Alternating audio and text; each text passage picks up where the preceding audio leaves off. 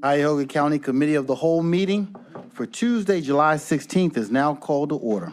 Andrea, would you please call the roll? Excuse me. Good afternoon, everyone. It is now 2:33 p.m. As a reminder to all in attendance, this meeting is being recorded and live streamed on the county's YouTube page. Calling the roll, Mr. Schron. Mr. Schron is absent at the moment. Ms. Conwell is absent at the moment. Ms. Turner. Present. Ms. Stevens is absent at the moment. Ms. Simon is absent at the moment. Mr. Kelly. Here. Mr. Miller. Present. Mr. Sweeney. Present. Mr. Byrne. Here. Mr. Gallagher. Here. Council President Jones. Here. You have a quorum. All right, thank you, Andrea. At this time, has anyone signed in for public comment? Yes, Council President. Yes, let's have our first presenter. Lou.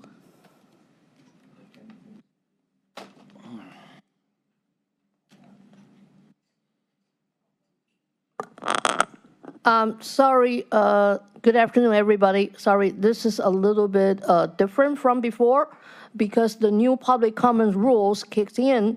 But my comments actually is going on something with issue, and also another person making public comments will give you the details she has been experiencing.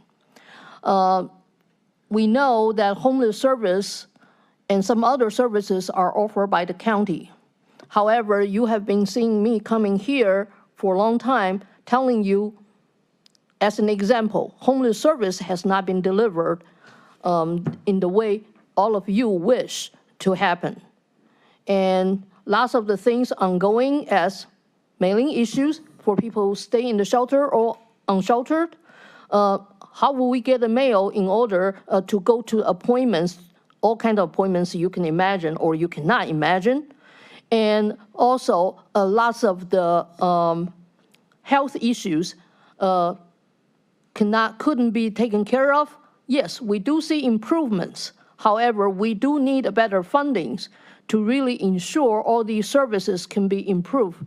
Because currently, it's not only the workforce shortage issues homeless services industries has been experiencing just like everybody else. Actually, the real issue for decades is the workforce quality issues. For example, shelter building has built in a certain way, they did not really know what will be happening in the future. So, a while ago, that was a few years ago, the HALE actually installed PA system. But the original idea to install the system was only to play soft music as a music therapy. So new workers, the current workers, trying to take advantage of using the PA system. The result becomes they disturb people's sleep even during the night. I'm not talking about during the day. During the day, yes, we do have people working at the nighttime, they do need to sleep during the day. But we know we cannot avoid that. But continue to have this kind of practice with currently still heavily congregated settings. Lots of things just go wrong. This is the reason why lots of people cannot really take the shelter service, they will go for the street. And this actually is not helping the county to really get the service straightened out, delivered properly. On the other hand, the side effects right now becomes the main effects. We have a way more obvious and bigger homeless populations than before. This is the reason why from the past winter time, we start seeing tents even on our downtown streets. Thank you.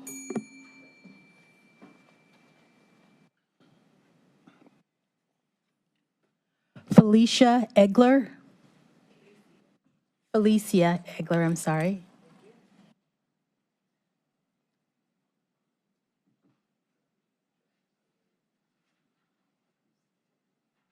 Hello, good afternoon, and thank you all for having me. I would just like to piggyback off of some of the things that Lou said. I currently reside at Norma Her Women's Center as well, and I've had some struggles with mail issues, and I received mail July 3rd, postmarked May 22nd, and I would have been able to appeal certain things had I gotten the mail in a timely manner. And I just think that that's an issue that needs improving. And where my room is, it's hard for me to hear the PA system when they do mail call in the morning. I can tell that there's someone on the PA speaking, but I don't know exactly what they're saying. It's muffled, or if I'm up in the morning trying to get dressed to get to an appointment, I wouldn't know what they're saying on the PA system. And important mails, they do mail call for important mails such as bank cards and debit cards and EBT cards every other day over the PA system. And the regular miscellaneous mail is done in the evening downstairs, and they just call you into the office and let you know that you have mail if it's miscellaneous. But I had been checking and asking if I had mail, and I had been told that I didn't have any mail. And like I said, I received my mail July 3rd, and it was postmarked May 22nd. So some of the things they're working on, they said that they would turn up the PA system. I noticed they've been doing the morning mail call over the PA system a little bit more frequently. And I spoke to the person who was in charge, and he said that he was going to turn up the volume on the PA system as well, so that I can hear when mail call has been called over the PA system. So they are making an effort to try to get some things corrected. But like I said, the miscellaneous mail in the evening, the staff may be busy. A lot of times if you ask them, do I have mail? And they say, well, we have to check, give me a moment, stuff like that.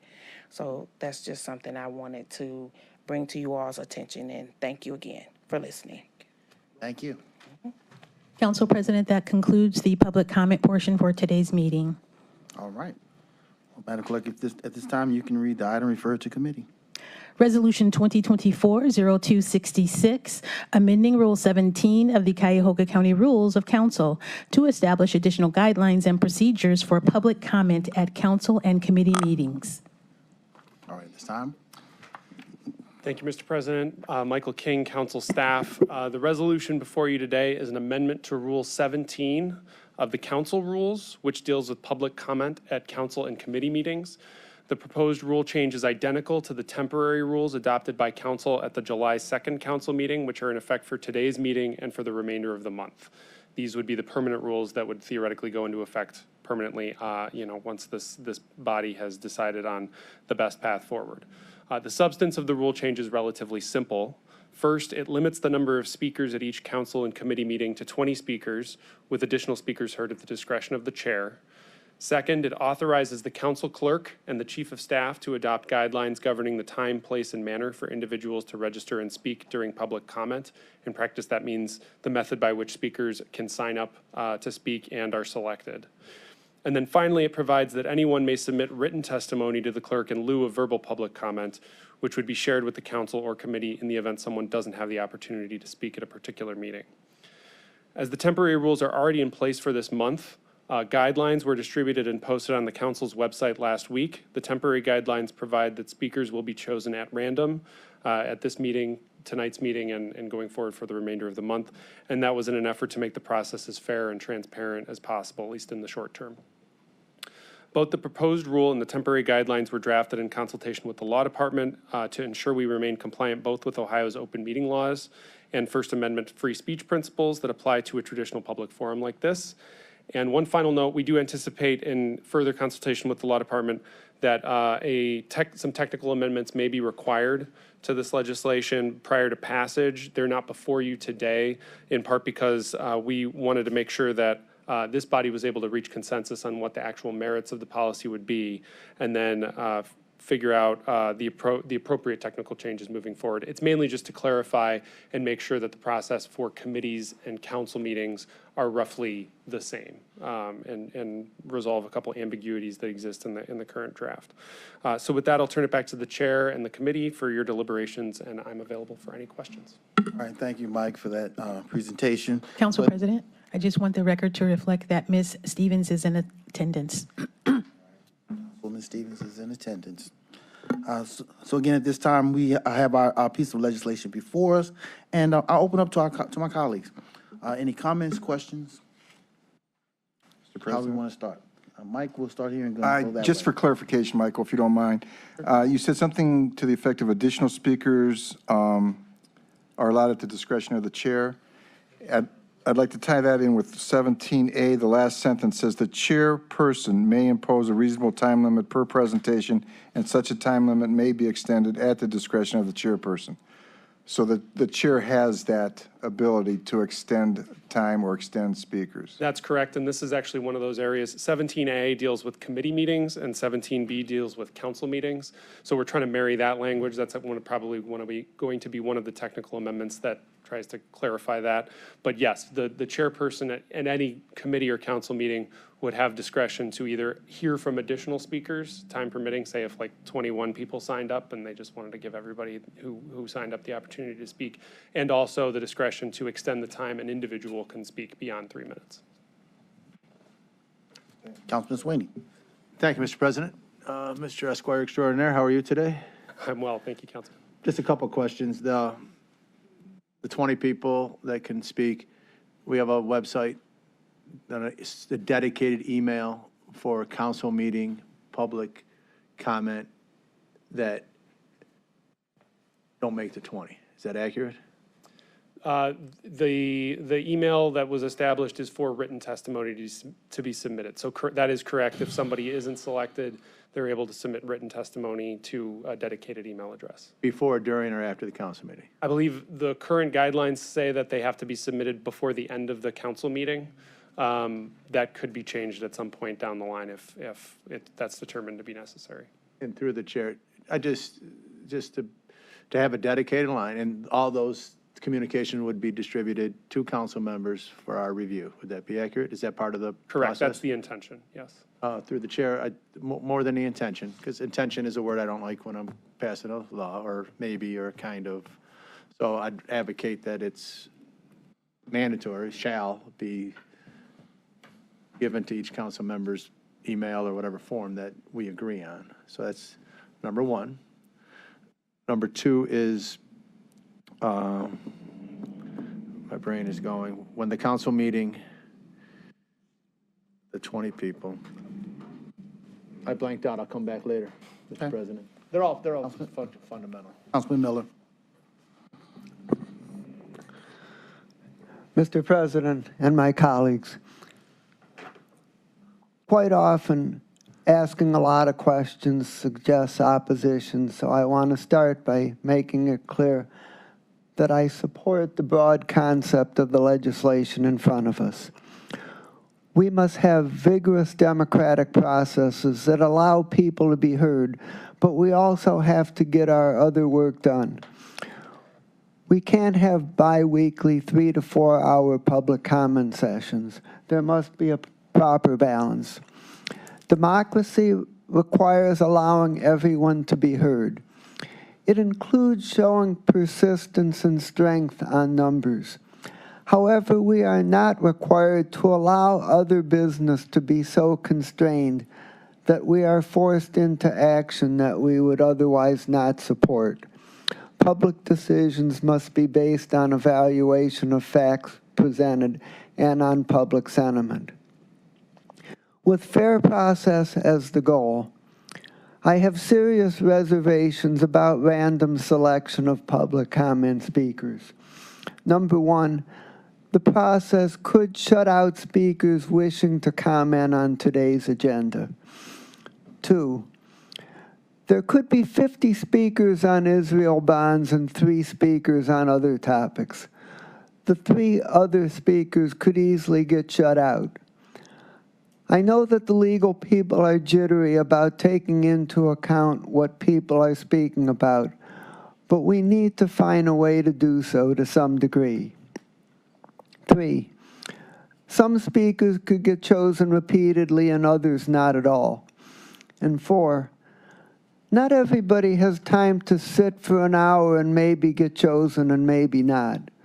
There should be some slots reserved for people to make advance appointments to speak and know that they will be on the list either at the next meeting or a later meeting if the reserved list is filled. I don't know yet the solutions to these issues, but I do have some recommendations now. 1, we should not pass a permanent rule until after summer recess. We need to observe how the temporary rule works. 2, the permanent rule should apply only to the council meeting, or perhaps to the council meeting and the committee of the whole. I don't think the other committees will have enough demand for public comment to make this necessary. 3, even the permanent rule should have a 1-year sunset, at which time we would evaluate what is needed going forward. And 4, when we have demand for public comment on specific topics as high as we're seeing now, we should consider holding 1 or more public hearings specifically for that topic and encourage the parties to use those hearings as the primary vehicle to express their views. Thank you, Mr. Chairman. All right, thank you. Anyone else? I remembered. Go right ahead, Councilman. Thank you, Mr. President. Cleveland City Council got a lawsuit. What's the chance of us getting sued through the chair? To the councilman through the chair, I'm not familiar with the details of that lawsuit. My understanding was that in part it was due to the fact that the city required that speakers talk to items related to the agenda, which I think can be done if you provide more than one public comment period. You can do one related and one unrelated to the agenda, which in fact this council did several years ago, adopt that practice.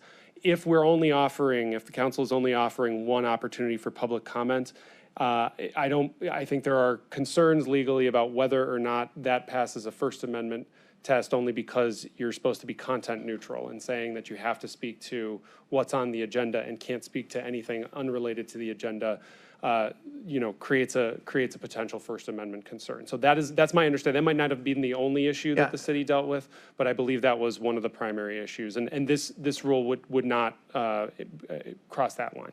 And through the chair to my coworker, I shouldn't even brought up Cleveland City Council. Is this going to pass muster? Most likely going to get sued and it's irrelevant, or it's going to get sued and we're going to have to get in a quagmire and.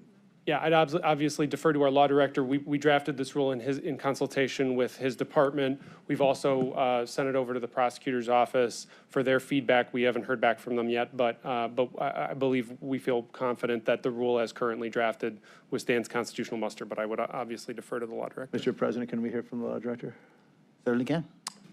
Yes, as Mr. King said, this was drafted in close consultation with the law department, and I would concur with everything that Mr. King has said, including the fact that this has been sent over to the Cuyahoga County Prosecutor's Office for their review as well, because if there is a lawsuit, they would be the ones to defend it, and so we wanted to seek their input before this rule would become permanent. So that's where that currently stands. Anybody can sue at any time, of course, but the question is, will this withstand constitutional muster under First Amendment jurisprudence? Answer is, with respect to what is in front of you, yes.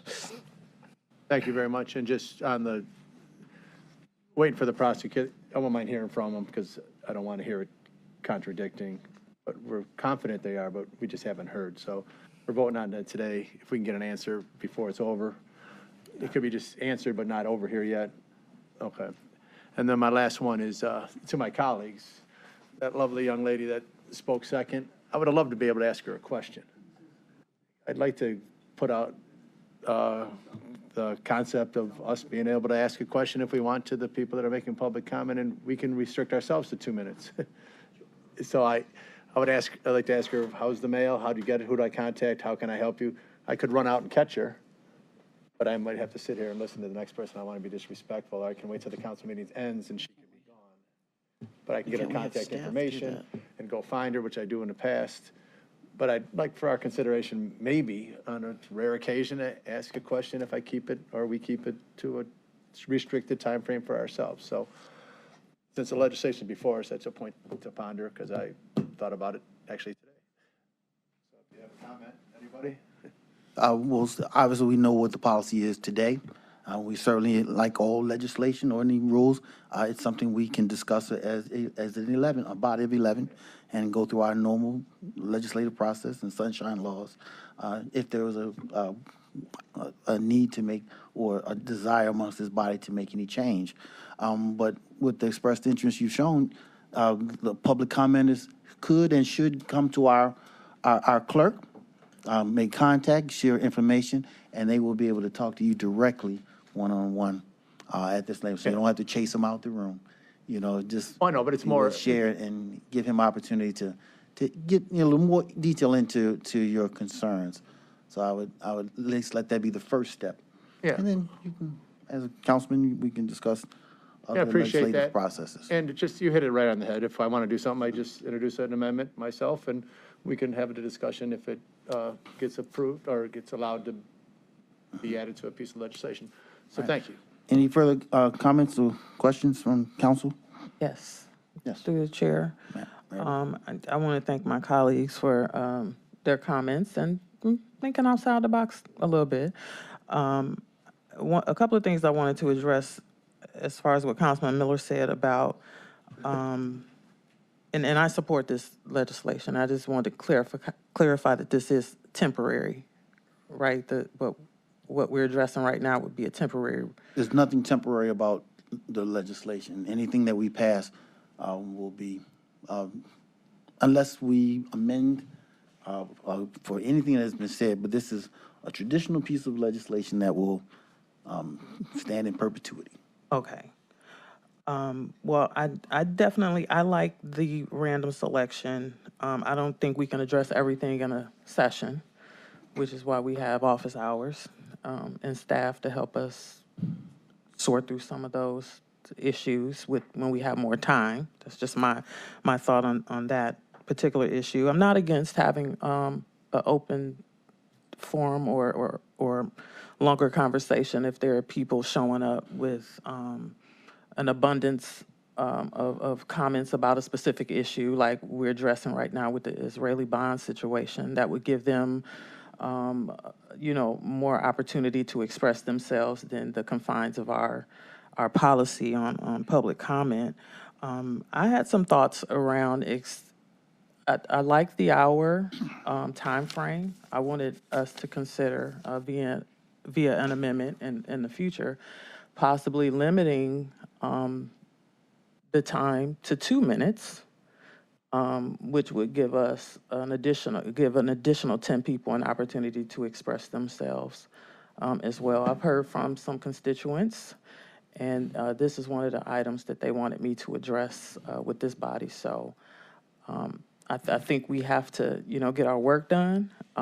I do believe in a fundamental ability to be able to express yourself via the First Amendment. But we do have to get our work done. I wish everybody could be heard, but they have our phone numbers, they have our emails. Many of them have requested meetings with us outside of this time, and I know that some of us have accepted those meetings. So just some thoughts that I wanted to share through the chair. Thank you. I Councilman apologize Traun? for being a few minutes late.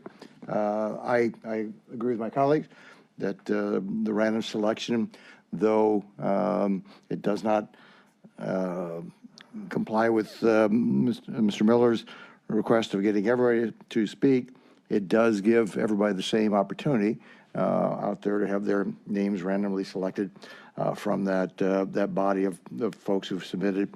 Does it mean that if there's 100 people on one topic and only 2 on another, does their percentage of risk go down? Of course it does, but that's the same in any environment. But the real choice is that when we talk about free speech, every single person has the right to submit this in writing to us, whatever their choice is, whatever their information is going to get shared with us. And so their voice has not been restricted in that respect out there. Their voice is still open, and we would encourage them, anybody to write, and we should be publishing those notes and let everybody see it. And in some respects, if somebody can get here to make a statement from the podium, somehow it's perceived as that is more valuable than somebody putting in writing. And I guess I would go to the contrary. It takes more time to put something in writing. It takes more thought to put it out there and to make sure that we get it. And so, as we've heard, some of the comments sometimes are repetitive out there, whereas somebody, if you have to put it in writing, you actually have to put your own thoughts down in that respect. So no one's being constrained from free speech in regards to this, and it's just a way so we can, as my colleagues suggested, to get to our business out there. Thank you. Any other comments? Questions? Yes. Vice President? I am conservative about free speech. I think that we should limit it as little as possible. Since the original writers of the charter recommended that we allow people to speak for up to 3 minutes, as long as they show up. While I think that they infringed on our ability to do our work as a body on a timely basis. Free speech is something to be protected. And so while it appears that a majority of council wants to curb the length of time our residents have the ability to make free speech, I just hate to see any curbing of that free speech. And we are elected to listen to them, and we don't always want to listen to them, but we should, and respond to them in a timely basis.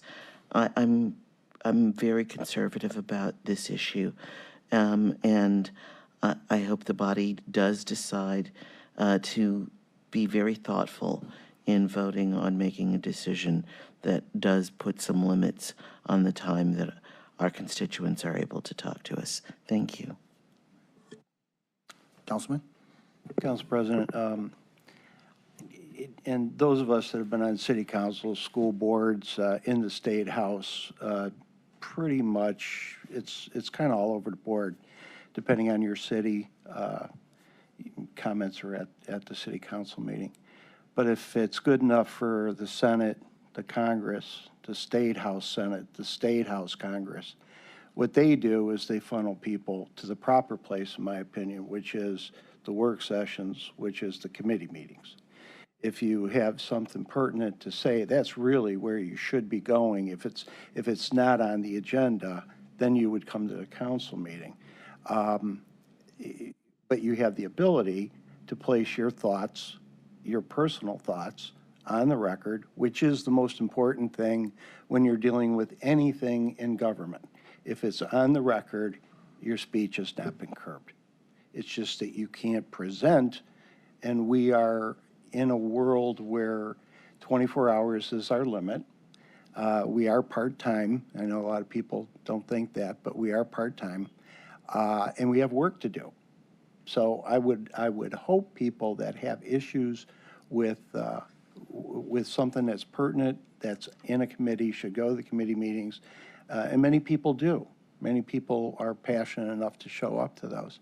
So I think the way it sits right now is sufficient for us to move forward if everybody's comfortable. And those that do have more to say or want to get into the weeds of what the legislation might be, have that perfect opportunity within committee. And we would, as we always have, we've welcomed comment from everybody and their thoughts. So again, dealing with finite minutes in the day, I think we had to, I personally thought we just pick 20 people and not have a time limit on it. That was my problem. But, you know, be it an hour or 20 minutes or 3 minutes apiece, I think that's sufficient to move forward And again, some of the issues that we dealt with will end up in a committee eventually. And those thoughts can be directed to those committee members, and the chairman of that committee can handle it. So I think we're sufficiently covered, as our lawyers have said, and it just comes down to balancing our time and their time and the public's time. So I think the options have been placed on the table sufficiently, and for a part-time council, I think we're in a good spot. As long as, again, they can put it on the record, because we go by our record and not by what's said here, even though that's on the record. But if it's in writing, I think it's as impactful, if not more impactful, than standing up here and saying it. And I appreciate people that take time out of their day to come down here. It's not easy. It's not easy to get committee meetings, but if you're passionate enough about an issue, we've seen people show up. So I'm comfortable where we're at. Councilman Sweeney. Yeah, just very briefly on my colleague's comment. All the work that needs to be done is before a vote, and the original vote is in the committee meeting. And at the State House, it's opponents, proponents, and interested parties that all give an opportunity to chat. And I don't think there's a limit on them, as long as it's in writing beforehand and there's the lists. So I agree with that. If you want to have the biggest impact, it's done in the committee before, because sometimes when it gets here, the work is done, and to make an amendment at the council meeting is a rarity. So just a point to ponder, and I thank you for bringing it up, Mr. Gallagher. Any further comments? Well, the legislation that you have before you, this resolution, one, it has been vetted by our law department. So we feel this piece of legislation is on firm legal grounds, and we will have the prosecutor as well. I would encourage any amendments or any changes to this, that we also see that it is vetted through the law department as well, so that whatever the ultimate iteration of this resolution is, that it does pass the muster as well.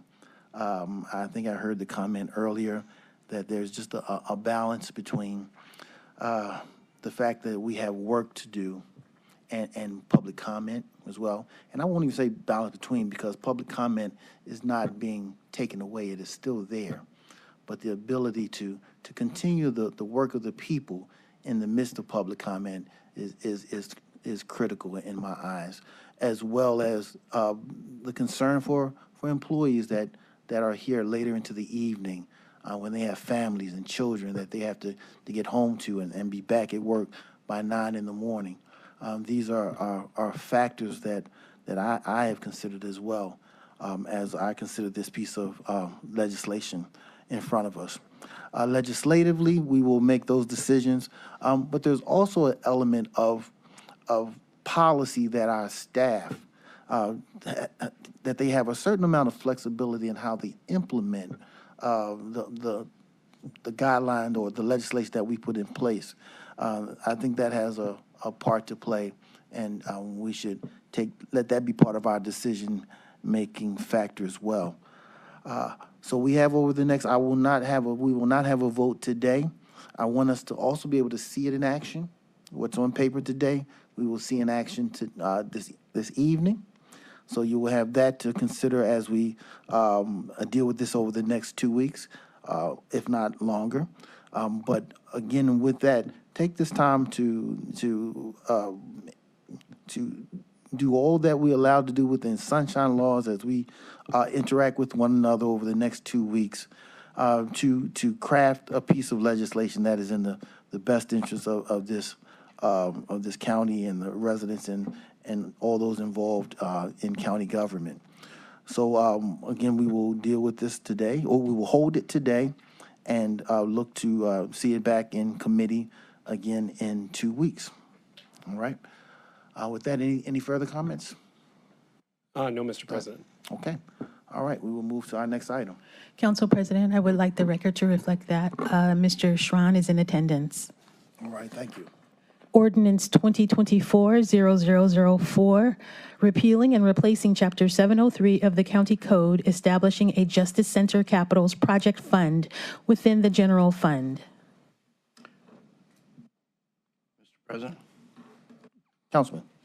So the last time we discussed this in Committee of the Whole, there was a question about what is a dollar amount that could possibly be the difference between a capital and a routine maintenance.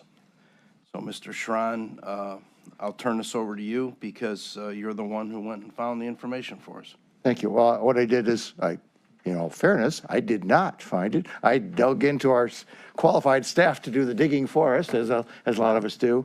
And I think that rather than me do all the conversations about the digging, but it was done, the intent was, let's find out what are we actually already using in the county to identify capital projects, whether they be through the public works or whatever other areas. And so I would think it's best to turn it over to Mr. King, who actually did the digging in there and finding and what he found out. And the good news is it's a fairly simplistic definition that we can put in here that is already being used by the government or by our county. And so it was just merely a matter of just adopting what's already in place. Thanks. I'll turn it over to Mr. King. Thank you, Councilman Schron. Again, Michael King, council staff. So just some background on this. I believe after the last time this was heard in committee, Councilman Schron reached out to our Public Works Director to ask if he would be interested in providing a definition. We actually did get a definition from the administration, which is, in essence, what is in this amendment. And that fundamentally is what you would typically consider to be a capital project. It's the acquisition, construction, reconstruction, rehabilitation, remodeling, renovating, enlarging, improving, furnishing, and equipping facilities at a cost of $100,000 or greater and an estimated useful life of 5 years or more. And this definition was determined based on both what Public Works uses in terms of the way they handle our capital plan, but also the county actually has a capital asset policy, which is, I believe, adopted by the fiscal department, that defines what capital assets are. And that one's actually a little bit more broken out. It defines different assets. It puts assets into different classes. So IT capital assets, public works capital assets, different types of things might have slight variation here or there in terms of the dollar amount or the length of the useful life, but I believe this basically is informed by that and sort of distills it down into a single definition that is easily understandable and would apply. And again, this is the definition that the administration provided when asked about how at least our Public Works Department determines what they consider to be a capital asset. Thank you, Mr. Kelly. This is a response to a number of folks who asked, can we get a little tighter definition around what's capital as opposed to just using the words capital? And so we're using the definition as exactly as what we are currently using in county government. So it seemed like an easy way to go. With that, I will take our original amendment and to substitute that amendment with this, which actually puts the dollar amount, puts the number of years at 5 years, and move this amendment be part of the resolution. Second, was that? Second. Yeah. Properly moved and seconded. May I have clarification who seconded? Seconded by Councilman Pat Kelly. Thank Mr. you. Sweeney got to get into the second, too. I I think. was gonna, but I was just trying to help you out. Yep, thank you, sir. Been properly moved and seconded. Is there any further discussion on the proposed amendment? Oh, on the amendment now? Just on the amendment as presented by Councilman Schron. Don't we have to have a vote on the substitute and then the No. discussion will begin on the amendment? That's why I was seconded for it. So it has been properly moved and seconded. At this time, if you have any questions, any discussion about this updated The substitute, yes. proposed amendment, yes.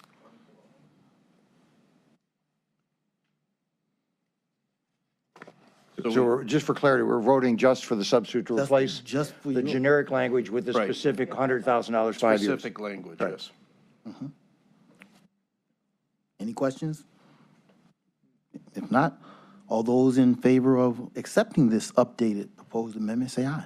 Aye. Aye. Opposed? No. All right, one no. Councilman Miller. This time we have a second amendment. Councilwoman Turner. Thank you, through the chair. So we've been discussing this for a while. I think I did my due diligence and understand a little more what the purpose of capital projects means. But I also feel like I have an obligation to a certain constituency that has asked me to think about the people. And so I know we have an obligation to build a jail and a courthouse and to maintain those things. It is just my desire that after we have met our obligations, if there's anything left to even be considered, that we might consider it on some people things. And so I'm asking for consideration of support for reentry services, pretrial services, alcohol and drug addiction treatment services, mental health and behavioral health services, as well as job or vocational training programs. Any discussion? Well, first, is there a motion? Let's start there. I so moved, make the motion to accept this amendment. Second. And now feel free, Councilman, to have your comment. Councilman Sweeney? Thank you, Mr. President. Mr. King, through the chair, if none of these pass, the dollars of the 25% per percent sales tax is unrestricted like it is now. Would that be accurate? That's correct. It's general fund dollars. Yeah, and now with this, the First Amendment through the chair, it's going to be very restricted to those two buildings with the amendment of the $100,000 or more threshold, anything under 100. That's correct. Capital costs related to the jail or correction center or courthouse. So it's unrestricted and super restricted to a very specific entity or whatever the description here is. With Councilwoman and Chairwoman Turner's amendment, what is the percentage of the general fund that would be encroached by a ballpark with her amendment? Is 5% used for this kind of service, or is it 50 or 80 or 90%? I don't know that I could speak to those numbers. I mean, we could certainly look into that and get you an answer. I think a lot of these services are either funded out of the general fund budget currently or Health and Human Services. For instance, reentry services, I believe at the least, are funded out of the Health and Human Services Fund. Which is primarily. included through the chair of our general fund, which these dollars could have been used for. Yeah, general fund dollars could be used for any purpose. HHS correct. or That's general right. fund or whatever, That's exactly for correct. operations. Right. Okay, but that's a very, very important question for me, and I'd ask for us not to move this forward until I know what that dollar amount is, because if it's 5%, it's one thing, because it's keeping it very constricted of the fear, which I support, of letting it stay where it is, but I'm open to my colleagues' thoughts. So if it's 100% jail plus this, how much more are we encroaching or moving towards the unrestricted? And I think it's a very small number, 5%, 10%. And I'm asking my colleagues to think about it in support of Councilwoman Turner's amendment. So I really, really would like that number because it's important to my decision-making process. So thank you on that. Mr. Chairman? Councilman Kelly, You Councilman answer that. Strawn, and Councilman Miller. Through the chair, can you give me that answer? I don't have that answer for you No, right. could you get it for Oh, yes, absolutely. We will get you that answer. Maybe before we vote. If not, I'd ask you to hold until I get it. Understood. Okay, thank you. Councilman Kelly? Thank you, Mr. Chair, Council President. I'm confused on Mr. Sweeney's question. So he was talking about the amendment that myself and Mr. Schron made, which is 100% going into the jail and the Justice Center, the courts. is that where you're concerned about the 5% or 10%? Or is it the actual general fund that you're concerned about, the 5 or 10? I'm just trying to figure out if you're talking about the limited use of this fund, the Justice Center Capital Fund, or if it's the general fund that you're discussing. Is that a question to me? Can I answer it? Please. Thank you, Mr. Chairman. To my colleague, your amendment says 100% of the funds is going to your building of the building of the Justice Center and the jail. I'm asking to add this to it, and what percentage more is it going to encroach on the current dollar amounts that is going 100% to the general fund? So if we have $100 going to the general fund, you want the $100 going to the building of the two buildings plus the Capitol. Will $90 and $10 go to the reentry stuff? That's what I'm asking. So it's moving a little bit more closer to the unrestricted, but I believe it's a very small number towards the unrestricted. So I'm asking you to expand it just a little bit, so this mental health and all the other stuff, and I'll be happy with it. But I just don't know if it's 50%, that's a whole nother question for me. If it's 80%, taking it to more of the unrestricted. So that's the explanation understood, or do I have to keep trying? I'm not a good explainer, so I apologize. So you're a good explainer. I understand this Justice Center Capital Fund, to me, was sold as the building of the jail and the Justice Center, whatever happens with the courts. And that is what I was told the purpose of this was going to be before the vote last year. That is the purpose of the resolution that I put forward.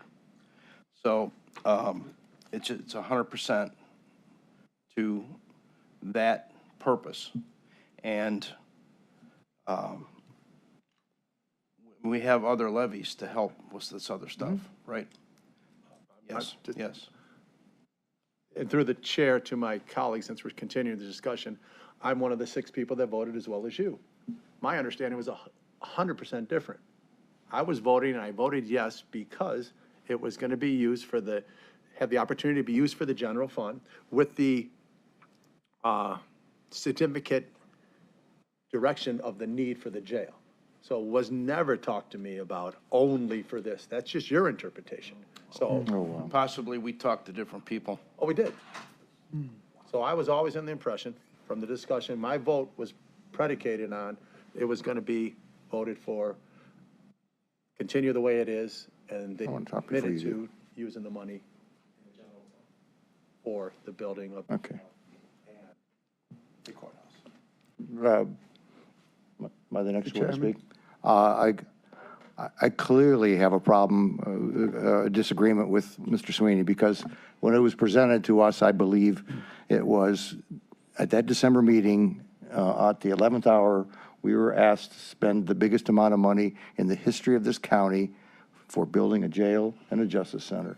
And that's how that was presented to us. It was not the operation of a jail. It was not the operation of a justice center. It was not the operation of the courthouse. I mean, in theory, you could be putting in courthouse services into this language. You could be putting in the cost of the judges in this. You could be putting everything in here. This is just a very short list of services that we currently are providing out there when it was pitched to us. I mean, the option, of course, is to go back and redo this vote, which we are authorized to do, and see whether or not that vote would still stand. If that's the interpretation, if the body is that vote was to be operational, the maintenance, the service of the Justice Center, the criminal system, the judges. I mean, there's an unlimited amount of words you could be putting on this definition. My colleague just says these because these were raised by a constituent, but we could be putting all the Justice Center services in here too. There's no reason that language could not be added to this, in which case we're not building a building. We're not building a justice center. We're not building a courthouse. We're now building a court system through this. And that's the purpose, my belief, of the Health and Human Service levies. That's why we passed those. These are, if you look at the Health and Human Service levies, every one of these words will be used in the Health and Human Service levy. Every single one of these words. If you're talking about vocational training, that's why some of us are advocating we'd actually go out and get money from Tri-C to put a vocational training service down there. There's no way, I believe, that Tri-C would be participating in our bond. When we take this to the, potentially sell these bonds, if we put this language in there, I think it is doing a disservice to those folks who are going to buy these bonds, who think they're buying to build buildings for our need. If you ask a bondholder to buy that service, to buy services for vocational training, I think that's a disservice to what we're going to be asking when we put this together. I applaud my council colleague, Mr. Kelly, for trying to put a little bit more definition, because we had, as we all remember, that was pretty fast times for spending the biggest amount of money in the county's history in a meeting where we have never, ever, in the 13 years of having our council here, have a meeting in December, which was a cleanup meeting, to spend the biggest amount of money. And so we had very limited definitions, and all Mr. Kelly is trying to do is say exactly what the county executive did, was to build a building, to build a jail, to build a justice center, not to pay for all the operations of it. And so I would disagree with Mr. Sweeney. May I as far as, respond, yeah. Mr. President? Councilman? Yeah, I just want, it's a quick response. If Dale is not willing to, okay. Were the words say at the dais from the administration that this will be the only thing that these dollars will be used for, which you just alluded to? If the That's person a from the very dais, specific question. if the person from the dais tells me that these monies were being requested by this body of 11 to vote for building a jail and a justice center and a campus, that's what I believe that the record would show.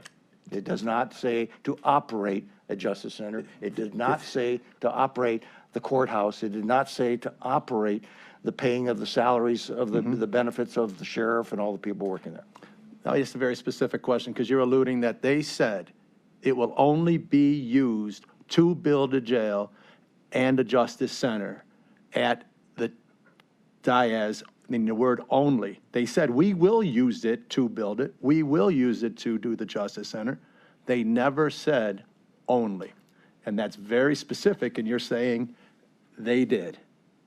And I'm just trying to I'm figure not trying out. to put a word in their mouth, the word only. I'm trying to put what I believe they said. We want to use these monies. And to they still build. can if it's unrestricted, right? So I'm just trying to lock this thing down of what we're trying to decide in regards to what they said. Because that's a big deal, because he's saying, you're saying only, he's saying hopeful, and I'm trying to get it figured out. Do we have the, it's all on video. Is that something we can find to see if the word only is in there? I'm not saying the word only is in there. I'm saying clearly my interpretation, what was being said, was to build this, this, and this. If you tell me it's to build this, this, and this, I'm reading that those are the words you meant. It's not to build this, this, and this, and to operate this and this. Show me where it says to operate. And if you're going to flip the word only, I will flip the word saying, show me where it says to operate, to hire the staff, to put forth a vocational training program, to spend the money for the operational dollars. You can flip it to me. I appreciate that. I think it's currently the dollars that are used for this, when you were here and you voted for it, that said, these dollars are going to be able to be used for general operating. Is that accurate? These dollars can be used for general operating and only. Does that say that? Mr. Chair, Trevor Mackler, County Council staff. Currently, the extension is for general fund purposes. So if that's the case, we're changing it. So there doesn't need to be a word in there that says anything else. So the answer is yes, it can be used for that right now. But we're changing it to this, and you're saying that they said, I'm going to use it for this, I'm going to use it for this, and I'm going to use it for that, which they can. And they could use it for that or this or that. But they committed to us that they're going to use it for this. but they didn't say, that's the only thing we're going to use it for. That's all I'm trying to say. So thank you, Mr. President, and I enjoyed my comments. Councilman Miller. Mr. President, to Mr. King, first a technical question. Can this amendment be harmonized with the amendment that was already adopted by simply adding the underlined section at the end of it? Is that what the intent would be? To the councilman through the chair, that sort of depends on what council ultimately intends to do with these two amendments. I think the amendment that was previously voted on was a restrictive amendment. It was meant to narrow the ability for this fund to be used for particular purposes. The subsequent amendment would then expand it for other additional purposes.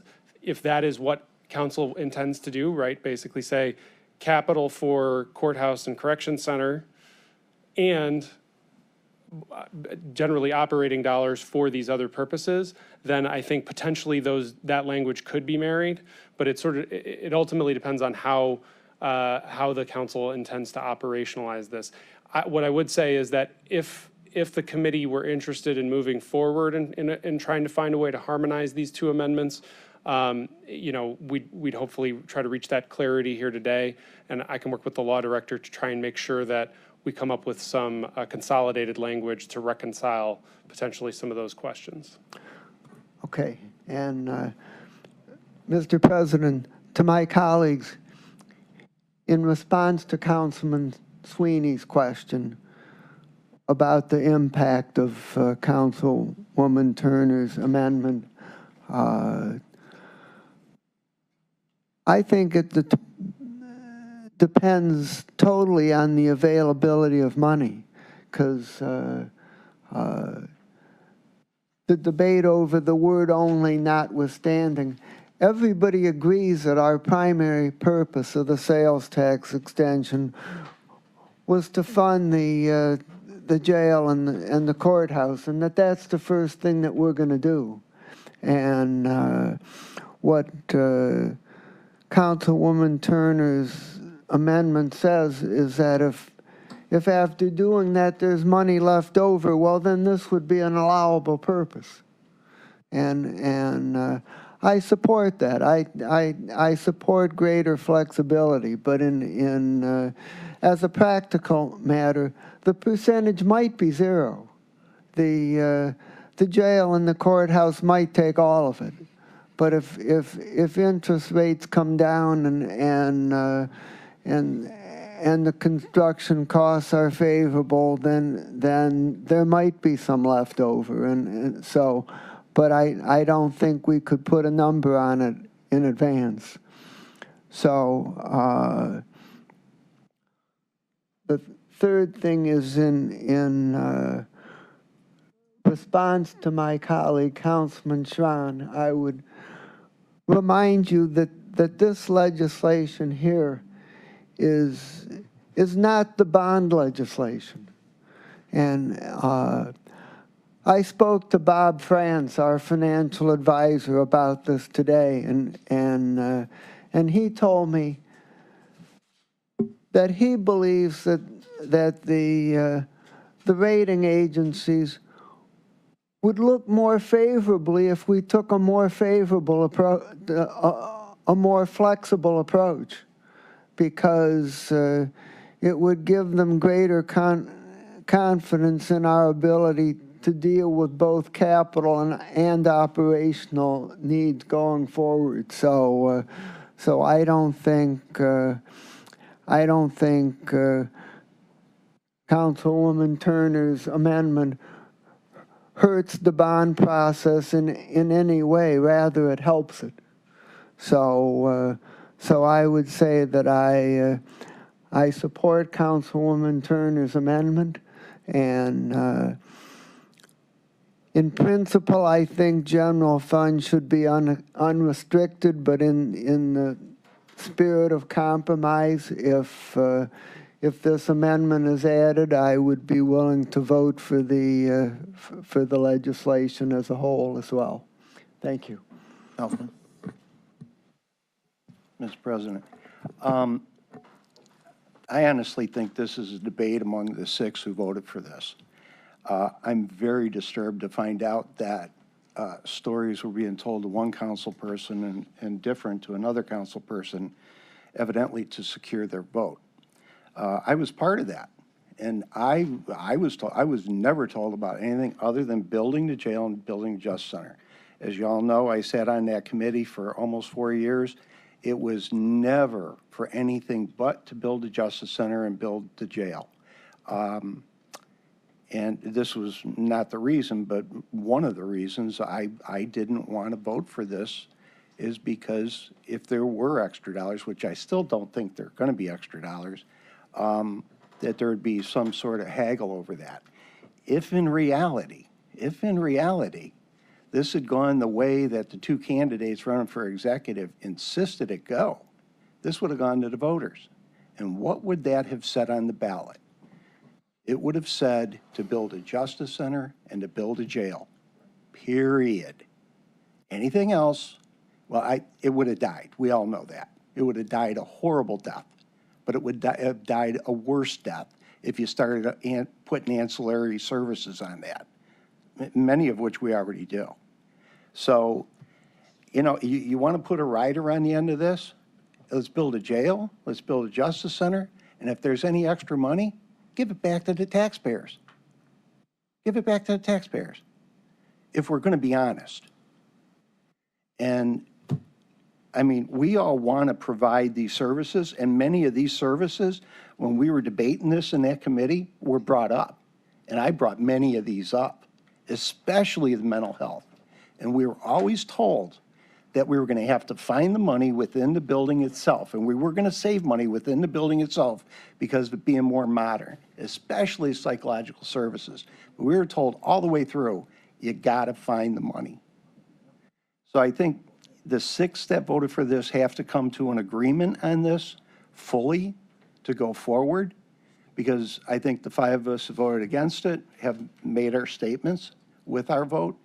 And I'm going to support you. I'm not out there telling anybody I'm against what the 6 did. I quite honestly thought it was rather courageous, considering the world that we live in politically, and the necessity that was before us, unfortunately, the way it was before us.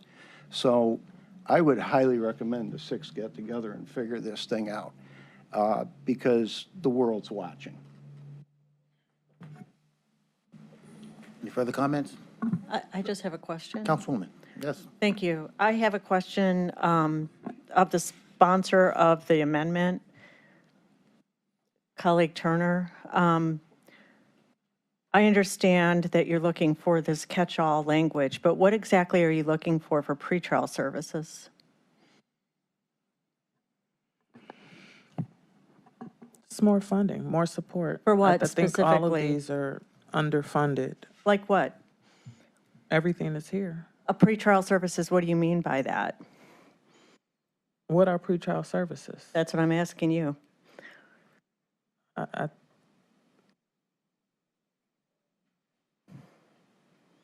I think that these are things that people have come before us and asked for.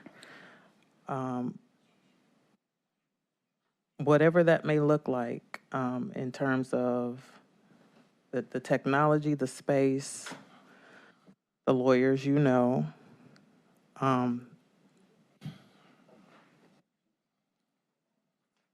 Obviously, you may know a little more about this than I do. Yeah, that's why I'm confused by this, because Okay, well, I've asked the question before, when people even come before us, specifically, what do they mean by pretrial services? And I see it in front of me with a colleague, to divert money from the building of an essential jail and court.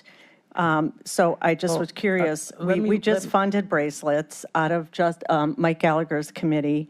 Alcohol and drug treatment services, what does that mean? Does that mean diversion? We just took over $100 million in opioid settlement money that went into diversion, that went into behavioral health and alcohol addiction treatment services, mental health services. We're opening up different places throughout the county. So when I get this catch-all language, from a constituent. I think Councilman Tron is right, and I could probably guess who it is. It's GCC. They come and talk in these vague terms, but I've yet to understand what they're looking for. First, it was diversion. We gave them that. So I'm curious when we have this vague language, because it's vague, that I don't think there's any point in putting this in here because there's nothing specific. And we're not without dollars, millions coming from the opiate settlement to fund these very services for which we know are essential to our residents. And when I hear, well, a jail is only a jail, it's what you put into it. Well, we are putting all this into it. And I'm sorry that we ended up putting all this money into a jail in Garfield Heights with 71 acres we don't need, because that money could have gone toward pretrial services, undefined. I think we're addressing these issues pretty aggressively with HHS money, grants, but unless I know exactly what is lacking, and we're looking down the road anyways, because we don't know what will, when we get there, if we get there, if there's money left, what will be needed at that time, I think we better wait. And a council at that time can decide what's needed. But to throw this in here now could be totally superfluous and not what's needed at that time. So that's the problem I have with this. We don't know. Right now, we don't need more money poured into this because we can't even get it together with the services we are diversion, So I'm opposed to this because of the vagueness, because of what we don't know is going to happen 20 years, 15 years down the road. We do know in front of us now, the 6 who voted for this, we need a jail built on this site, and we need a courthouse, which is going to be millions to provide for that courthouse, and that's still an unknown. So we know 2 things. We need a courthouse, we need a jail. We don't know what we're going to need after that money's used for that purpose, what we're going to need down the road. Those are my comments. And I know there's good intent behind this, but right now I don't think it's what we need in legislation. Okay. Councilman Kelly, did you want to respond? Yeah, if I could. And I want to thank the councilwoman for her comments and her thoughts. I think these things are unfunded, underfunded. I think these address some of the people needs that we have, the folks that we're incarcerating, and everyone will vote their conscience, and everyone will vote about what they feel they need to do. And this was something that I felt I needed to do, whether you all support it or not. We are incarcerating people who obviously have problems because they're being incarcerated. And so we have an obligation to build 2 edifices, which are buildings, which are not going to do anything to empower these people when they leave these buildings. So you do what you have to do, and I feel like I'm doing what I have to do. Thank you. Councilman Kelly. Thank you, Mr. President. I just wanted to tell Ms. Turner that I appreciate what she put in here, that she feels that she's answering to her constituents and to her heart. And to that, I appreciate. However, I can't support this because to me, the purpose of passing that sales tax money was to get the buildings built. And that's where I have to stand, and I appreciate that. Thank you. Okay.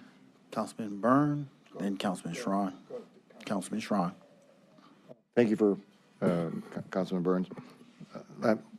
The only reason it seems to me that we would be supporting this language is to say that these things are underfunded today.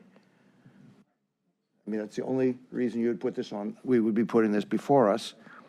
Then the question comes down, if these things are underfunded, do these come out as the first dollars of what we just passed, the second dollars, or the last dollars? If they are the first dollars, what is the risk that we will not be able to build the jail? There's of us who wanted it to be built and to vote for it. We lost that vote. The rest of the other 6 voted to put it into the general fund. It seems to me that if you're going to follow the logic on this, it is that these dollars, if there should be any dollars left, come back and look at this when it's all built, when the jail's all built, when the Justice Center's all built.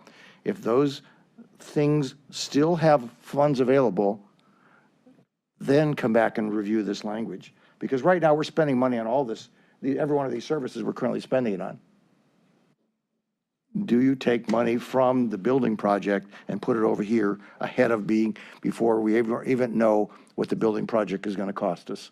And it seems to me that these are two, they don't get joined together. They are separate concepts. The second one, Mr. Turner, I understand your desire, but it seems to me that can only follow after we've actually built the building and see what we need. If we truly are building an efficient building that Mr. Gallagher was talking about, some of these might be reduced costs. We don't even know what they will be. So my suggestion is to pass Mr. Kelly's original concept, come back and look at this.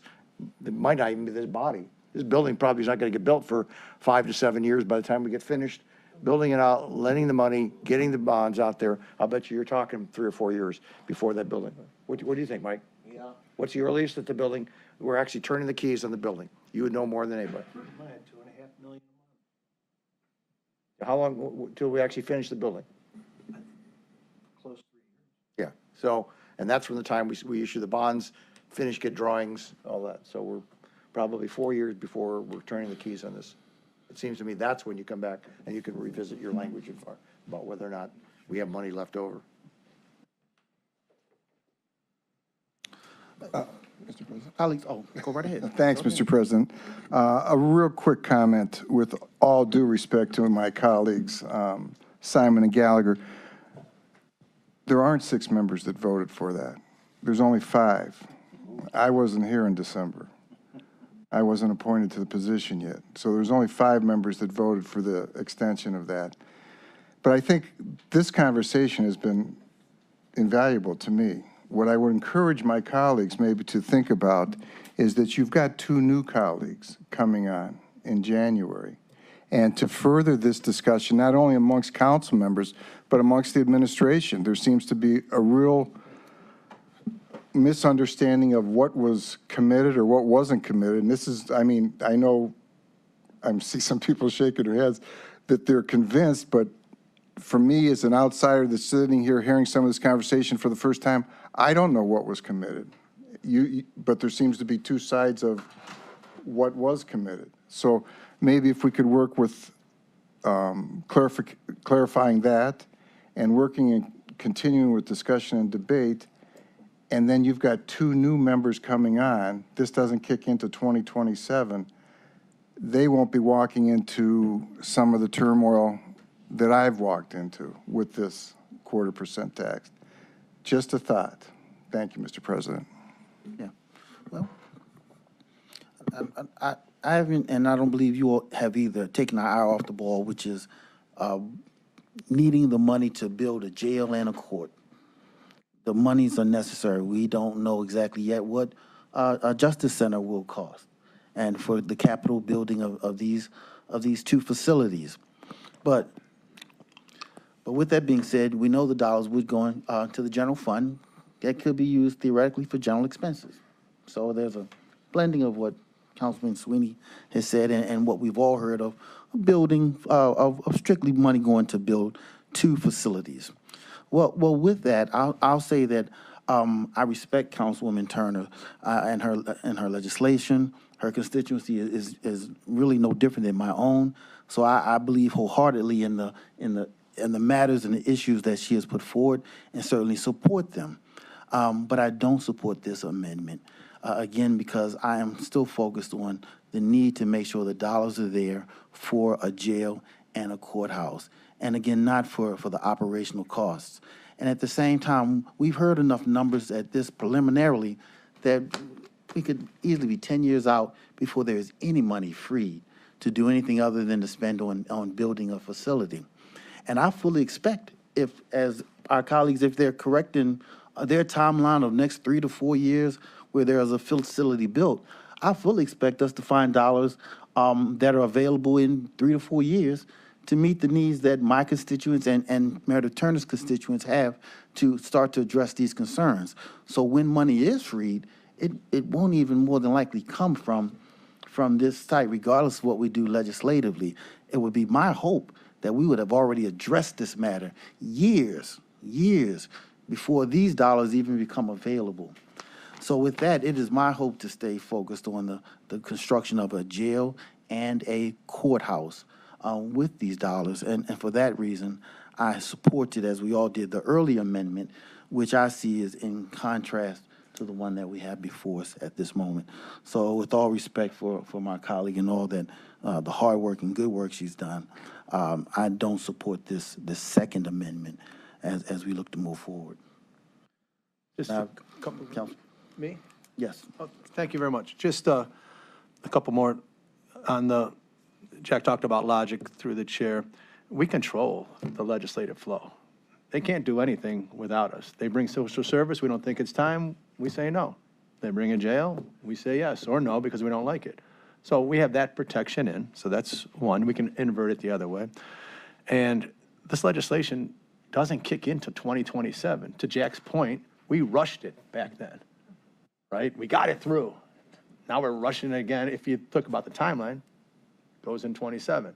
I don't know how long it takes to get bonds, right? It might take 6 months, 9 months to go through the whole process.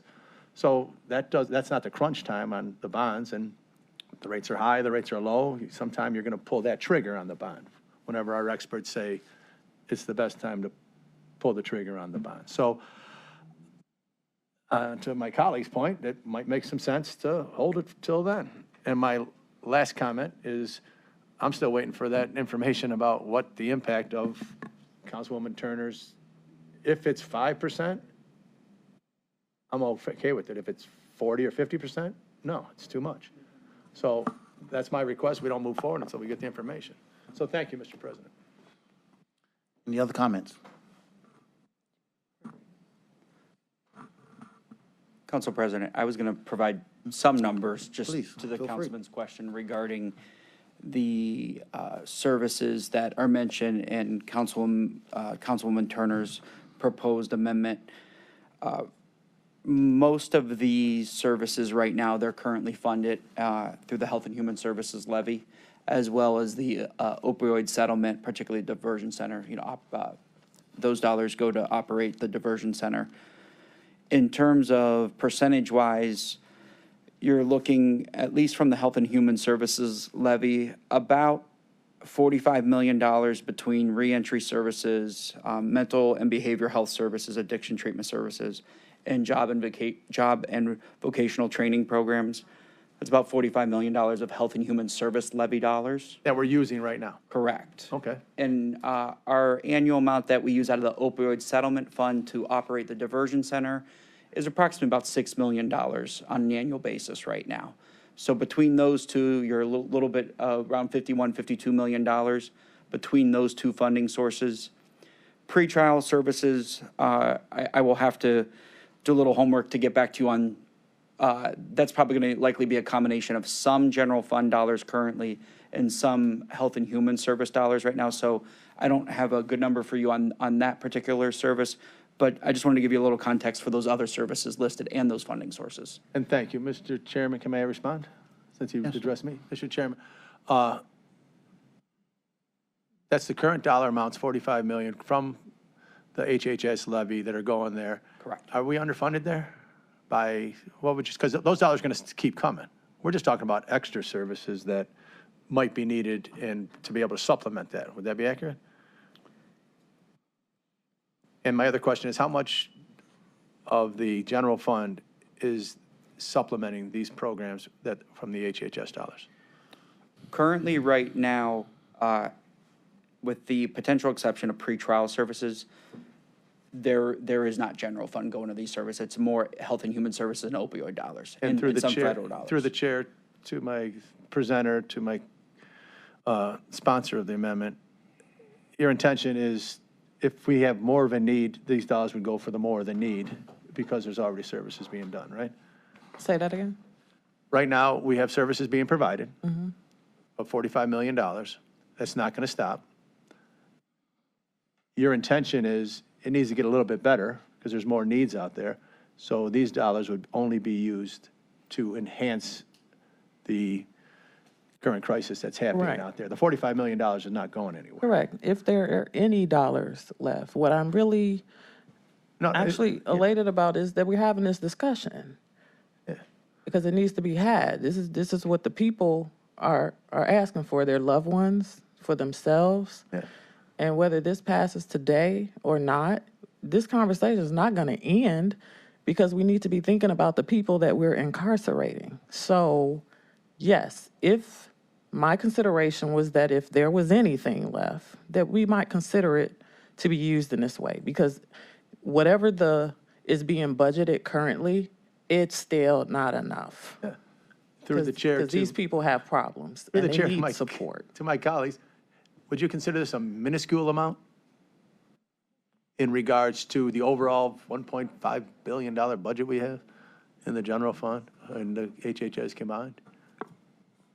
If you combine all funds with the Health and Human Services and general fund, it's a much smaller percentage. It's obviously a significant percentage of the Health and Human Services levy, right? You take about 45 million and the amount that we collect, but in the county's entire all funds budget, 1.5 billion-ish, 50 million or so, it's a much smaller percentage if you're looking at it like that. And through the chair, we're only talking about general fund dollars, because the sales tax is only general fund. It has nothing to do with HHS, which makes it super minuscule, what you're asking for. So it's even more not impactful to the dollars that are going, that would be taken away from the jail specific. That makes me even more comfortable. So thank you, Mr. President, and thank you, colleagues, for giving me the information to help me satisfy my thoughts. All right, you're welcome, Councilman. So at this time, we've had a robust discussion. I believe what we're going to do is have a roll call now on this particular item for those designed to accept the proposed amendment. So of course, a yes vote accepts the amendment and a no vote rejects this second amendment. Madam Clerk, if you would call the roll. Council President, the Yes. amendment, I have two amendments in front of me. Which The amendment? First amendment has already passed. That was Oh. sponsored by Councilman Sharon and Kelly? Sharon and Kelly. Oh, Correct. okay. Now we're considering the second amendment. Okay. Mr. Schron? No. Ms. Conwell is absent. Ms. Turner? Yes.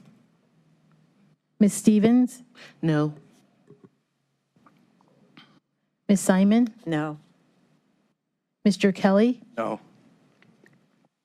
Mr. Miller? Yes. Mr. Sweeney? Yes.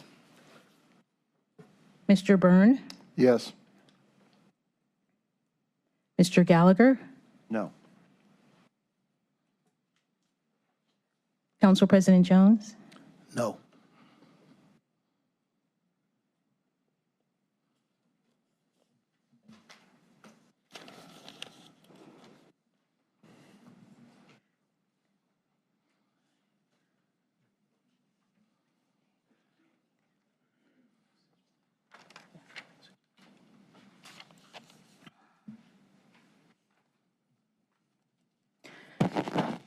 The motion fails with 6 voting in the negative and 4 voting in the affirmative.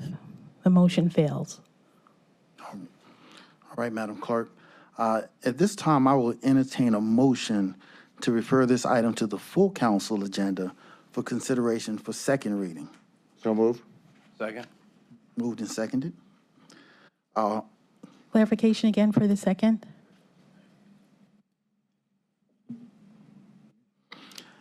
And all in favor, well, roll call. Mr. Schron? Yes. Is there any discussion? Nope. Before the roll, no discussion? Councilman Schron, did you have a comment? No, I was just giving a yes. Yes. Oh, all right. Madam Clerk, you may continue with the roll call. Okay, so we have a yes from Mr. Schron. Ms. Conwell is absent. Ms. Turner? Yes. Ms. Stevens? Yes. Ms. Simon? Yes. Mr. Kelly? Yes. Mr. Miller? No. Mr. Sweeney? No. Mr. Byrne, No. Mr. Gallagher, Council President Jones, Yes.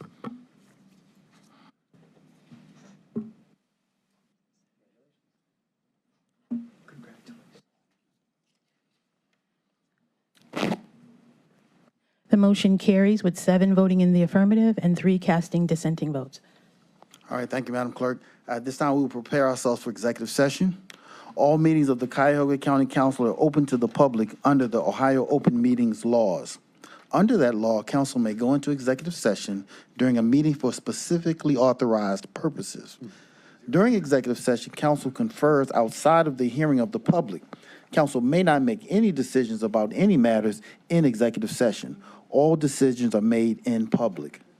This afternoon, the council will go into executive session for the purpose of discussing pending or imminent court action. During this time, our live stream will be down, and we ask all those not specifically needed for the executive session to remain in council chambers. Council members will convene in the adjacent Committee Room A and will re-enter the meeting once the executive session has ended. Is there a motion to go into executive session for the purpose of discussing pending or imminent court action? So moved. Second.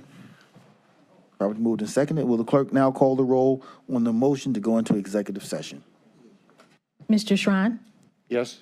Ms. Conwell is absent. Ms. Turner, Yes. Ms. Stevens, Ms. Simon, Mr. Kelly, Yes. Mr. Miller, Yes. Mr. Sweeney, Yes. Mr. Byrne, Yes. Mr. Gallagher, Council President Jones. Yes. You have a quorum. I'm sorry, the motion carries. All right, thank you.